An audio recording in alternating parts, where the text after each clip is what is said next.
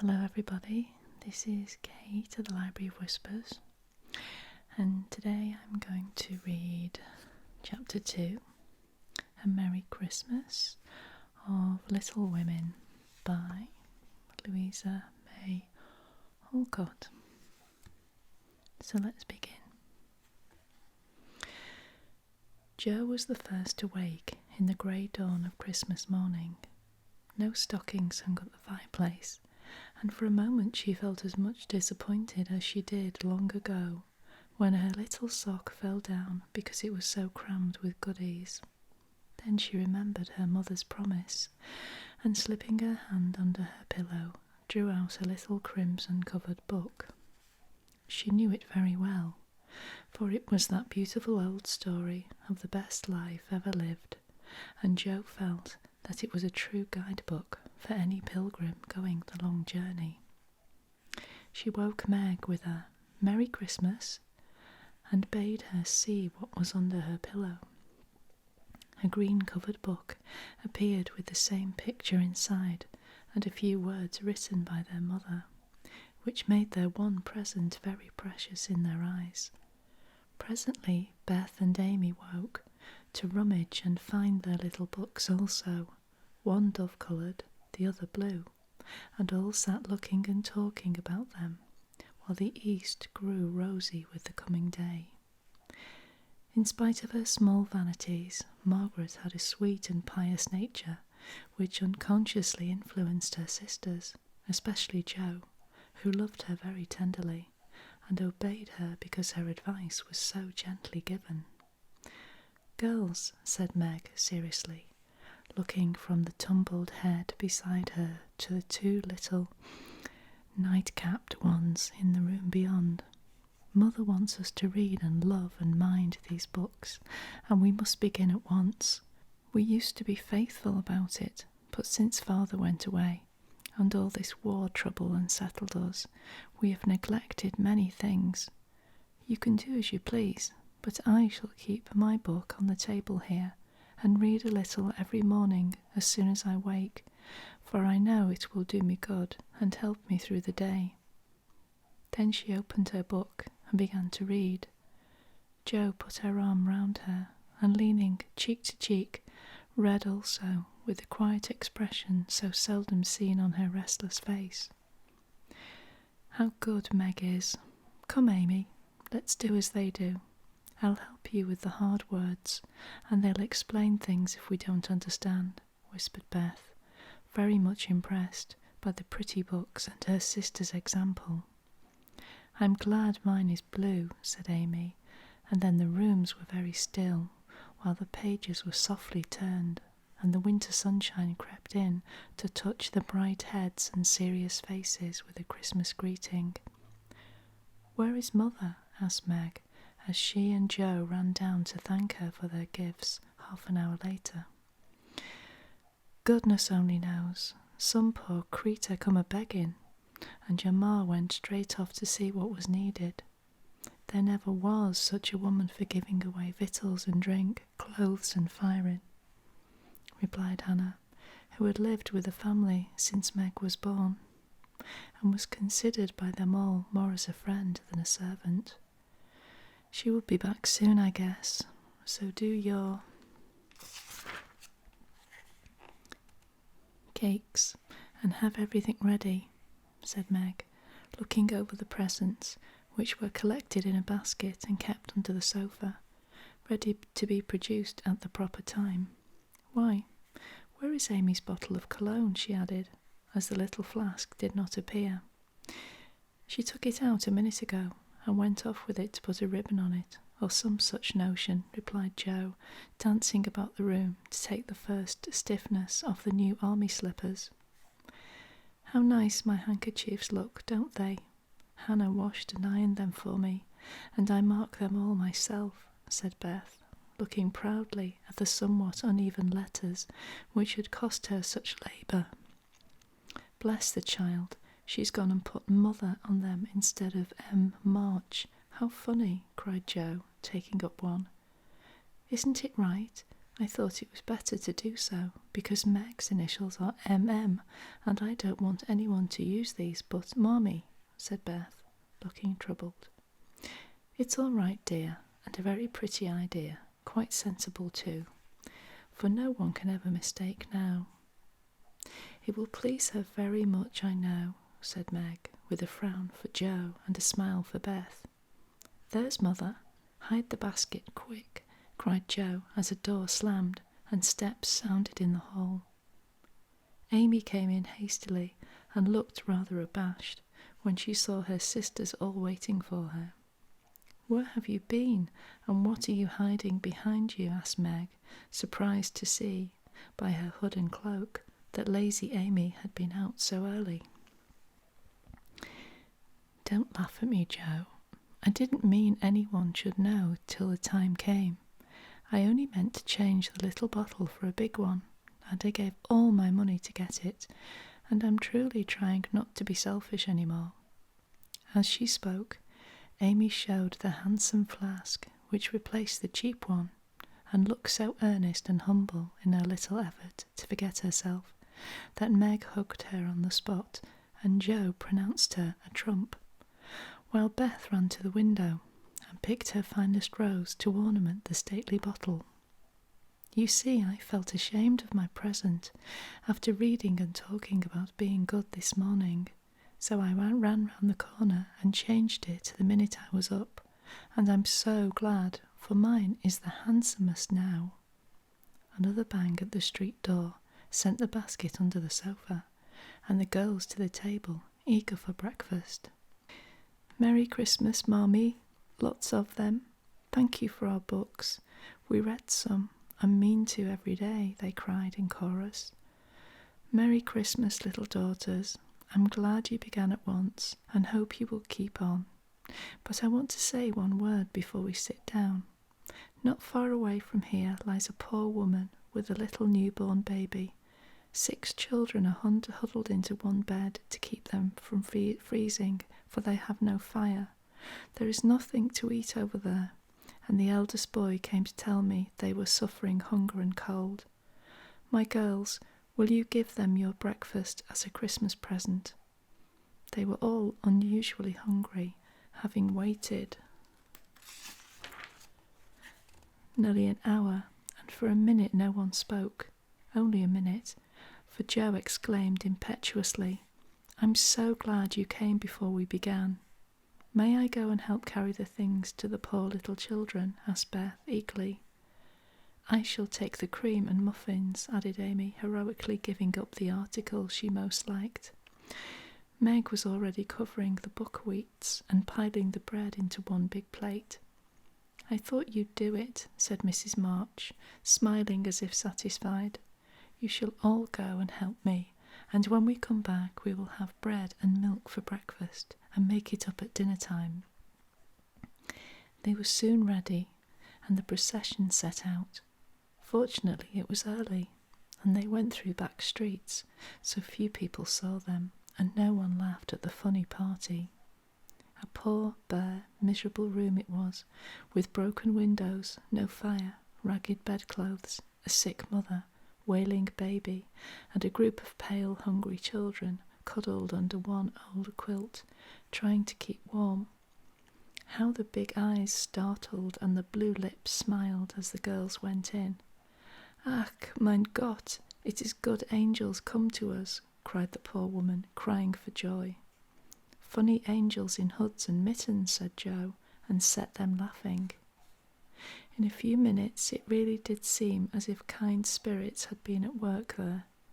Hannah, who had carried wood, made a fire and stopped up the broken panes with old hats and her own shawl.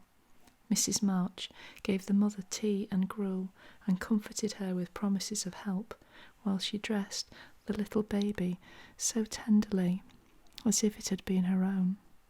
The girls, meantime, spread the table, set the children round the fire, and fed them like so many hungry birds, laughing, talking, and trying to understand the funny broken English.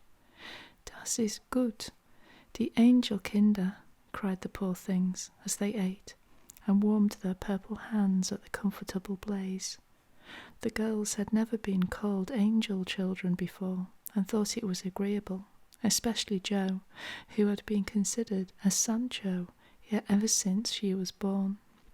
That was a very happy breakfast, though they didn't get any of it, and when they went away, leaving comfort behind, I think there was not in all the city 4 merrier people than the hungry little girls who gave away their breakfasts and contented themselves with bread and milk on Christmas morning. "That's loving our neighbour better than ourselves, and I like it," said Meg, as they set out their presents, while their mother was upstairs collecting clothes for the poor Hummels. Not a very splendid show, but there was a great deal of love done up in the few little bundles, and the tall vase of red roses, white chrysanthemums and trailing vines, which stood in the middle, gave quite an elegant air to the table. "She's coming. Strike up, Beth. Open the door, Amy.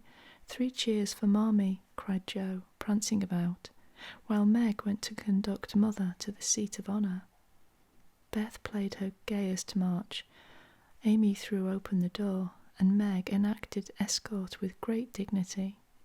Mrs. March was both surprised and touched, and smiled with her eyes full as she examined the presents, and read the little notes which accompanied them. The slippers went on at once. A new handkerchief was slipped into her pocket, well scented with Amy's cologne. The rose was fastened in her bosom, and the nice gloves were pronounced a perfect fit. There was a good deal of laughing and kissing, and explaining in the simple, loving fashion which makes these home festivals so pleasant at the time, so sweet to remember, long afterwards, and then all fell to work. The morning charities and ceremonies took so much time that the rest of the day was devoted to preparations for the evening festivities. Being still too young to go too often to the theatre, and not rich enough to afford any great outlay for private performances, the girls put their wits to work, and necessity being the mother of invention, made whatever they needed.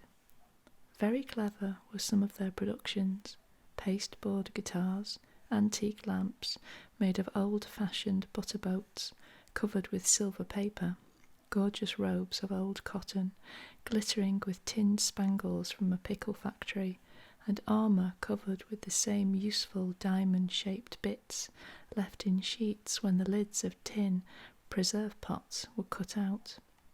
The furniture was used to being turned topsy-turvy, and the big chamber was the scene of many innocent revels. No gentlemen were admitted, so Jo played male parts to her heart's content, and took immense satisfaction in a pair of russet leather boots given her by a friend who knew a lady who knew an actor. These boots, an old foil and a slashed doublet, once used by an artist for some picture, were Jo's chief treasures and appeared on all occasions.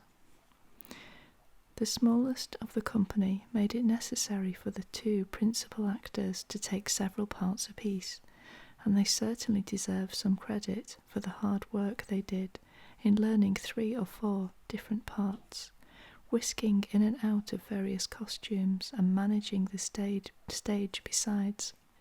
It was excellent drill for their memories, a harmless amusement, and employed many hours which otherwise would have been idle, lonely, or spent in less profitable society. On Christmas night 12 girls piled onto the bed, which was the dress circle, and sat before the blue and yellow chintz curtains in a most flattering state of expectancy. There was a good deal of rustling and whispering behind the curtain, a trifle of lamp smoke, and an occasional giggle from Amy, who was apt to get hysterical in the excitement of the moment. Presently a bell sounded, the curtain flew apart, and the operatic tragedy began. A gloomy wood, according to the one playbill, was represented by a few shrubs in pots, a green baize on the floor, and a cave in the distance. This cave was made with a clothes horse for a roof, bureaus for walls, and in it was a small furnace in full blast, with a black pot on it and an old witch bending over it. The stage was dark, and the glow of the furnace had a fine effect, especially as real steam issued from the kettle when the witch took off the cover. A moment was allowed for the first thrill to subside, then Hugo, the villain, stalked in with a clanking sword at his side, a slouched hat, black beard, mysterious cloak, and the boots. After pacing to and fro in much agitation, he struck his forehead and burst out in a wild strain, singing of his hatred to Rodrigo, his love for Zara, and his pleasing resolution to kill the one and win the other. The gruff tones of Hugo's voice, with an occasional shout when his feelings overcame him, were very impressive, and the audience applauded the moment he paused for breath. Bowing with the air of one accustomed to public praise, he stole to the cavern and ordered Hagar to come forth with a commanding, "What ho, minion, I need thee." Out came Meg, with grey horsehair hanging about her face, a red and black robe, a staff, and cabalistic signs upon her cloak. Hugo demanded a potion to make Zara adore him, and one to destroy Rodrigo.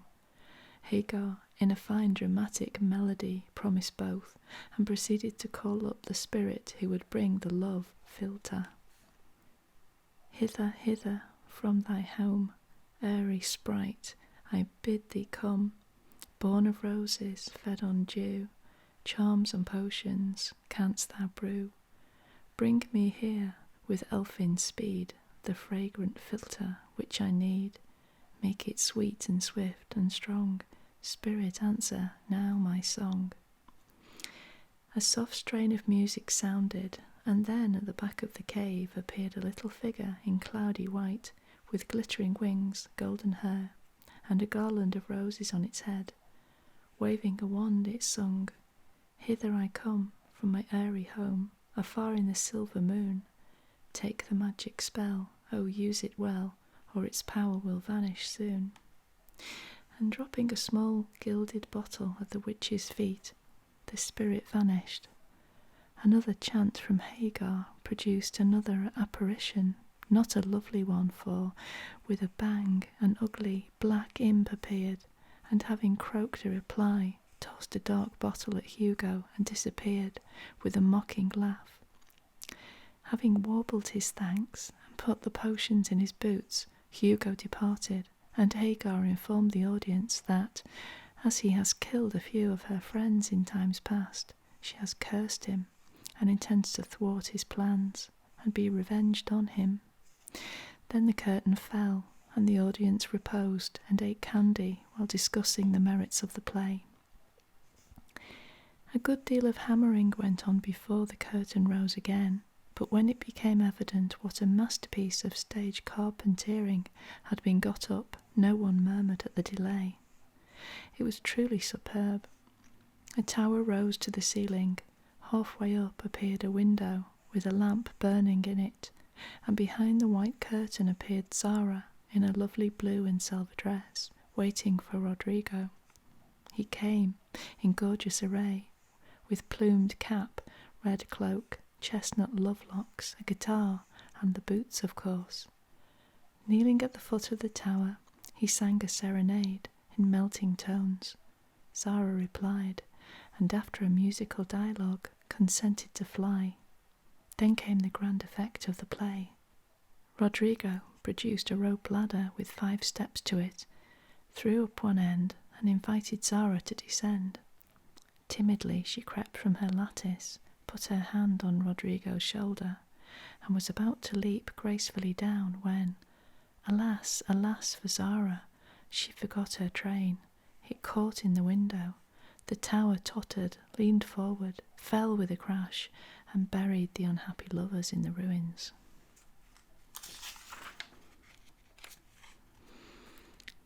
A universal shriek arose as the russet boots waved wildly from the wreck, and a golden head emerged, exclaiming, "I told you so! I told you so!"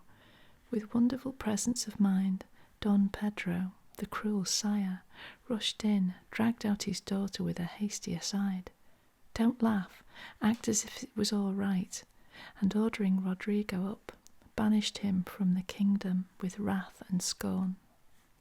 Though decidedly shaken by the fall of the tower upon him, Rodrigo defied the old gentleman and refused to stir. This dauntless example fired Zara.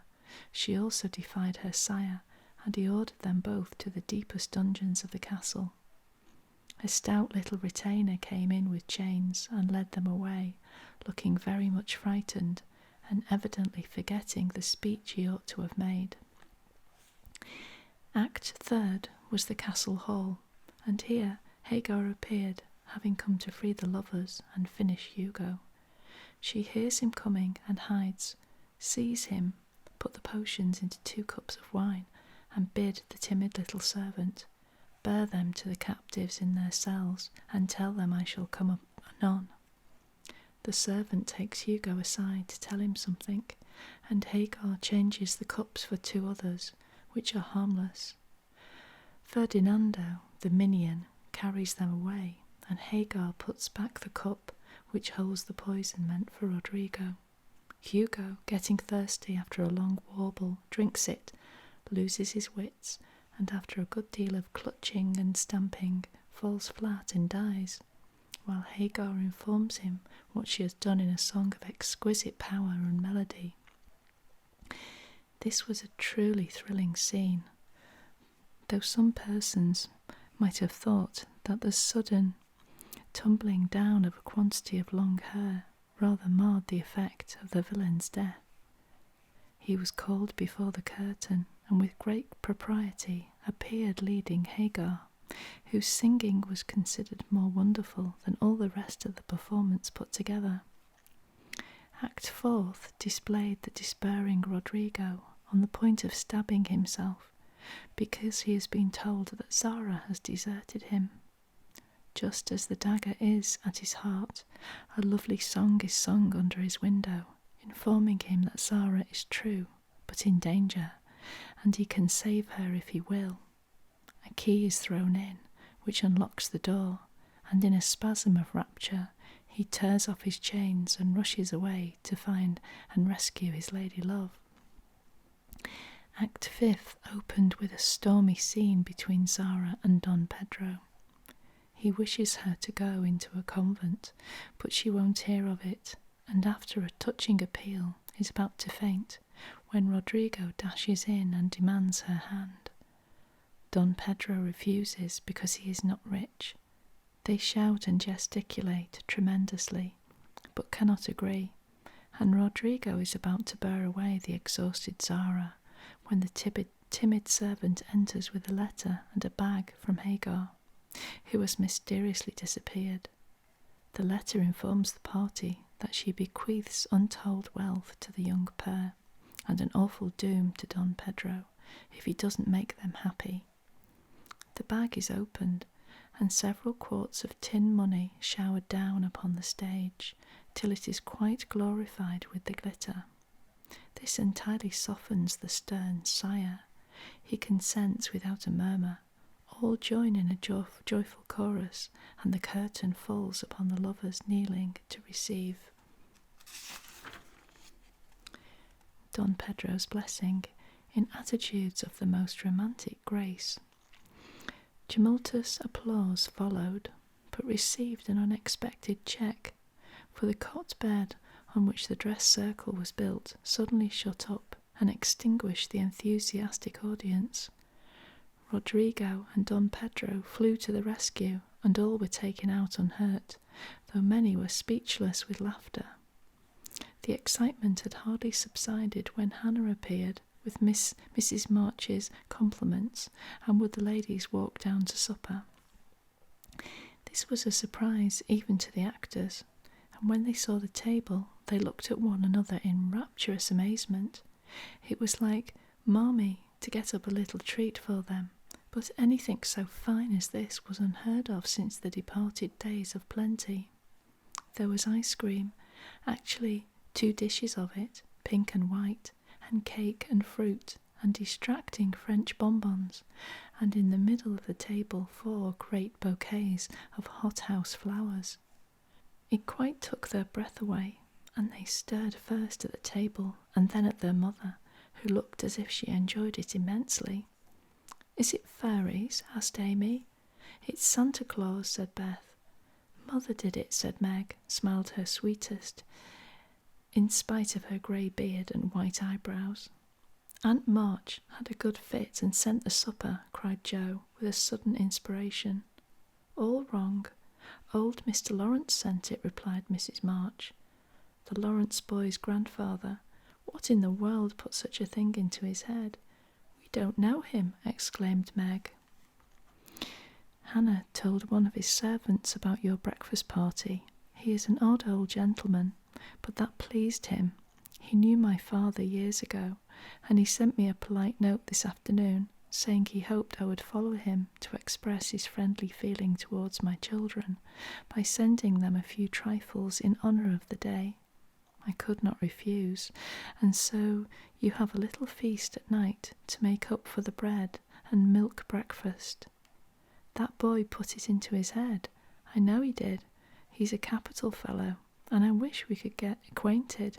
He looks as if he'd like to know us, but he's bashful, and Meg is so prim she won't let me speak to him when we pass," said Jo, as the plates went round, and the ice began to melt out of sight, with ohs and ahs of satisfaction. "You mean the people who live in the big house next door, don't you?" asked one of the girls. "My mother knows old Mr. Lawrence, but says he's very proud, and don't like to mix with his neighbours. He keeps his grandson shut up when he isn't riding or walking with his tutor, and makes him study dreadfully hard. We invited him to our party, but he didn't come. Mother says he's very nice, though he never speaks to us girls. Our cat ran away once, and he brought her back, and we talked over the fence, and were getting on capitally all about cricket and so on, when he saw Meg coming and walked off. I mean to know him some day, for he needs fun, I'm sure he does," said Jo decidedly. "I like his manners, and he looks like a little gentleman, so I've no objection to your knowing him, if a proper opportunity comes. He brought the flowers himself, and I should have asked him in if I had been sure what was going on upstairs. He looked so wistful as he went away, hearing the frolic and evidently having none of his own." "It's a mercy you didn't, Mother," laughed Jo, looking at her boots. "But we'll have another play some time, that he can see. Maybe he'll help act. Wouldn't that be jolly? I never had a bouquet before. How pretty it is," said Meg, examined her flowers with great interest. "They are lovely, but Beth's roses are sweeter to me," said Mrs. March, sniffing at the half-dead posy in her belt. Beth nestled up to her and whispered softly, "I wish I could send my bunch to Father. I'm afraid he isn't having such a merry Christmas as we are." And that ends the second chapter of Little Women. This is Kate at the Library of Whispers saying thank you so much for listening today, and I shall see you very soon. Bye-bye for now. Bye-bye.